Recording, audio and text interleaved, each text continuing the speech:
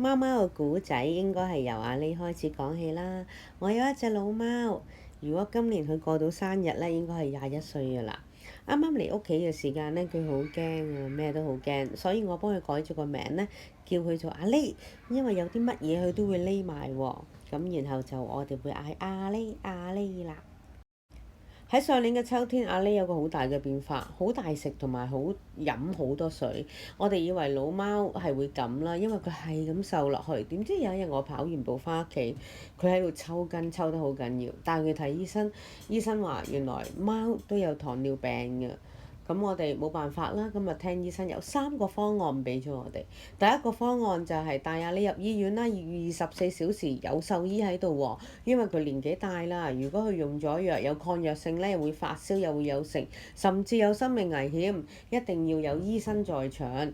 咁第二個方案就係佢都咁老啦，唔好俾佢咁辛苦啦，不如帶佢翻屋企啦。第三個方案佢太老啦，用藥啦，我哋俗稱叫安樂死。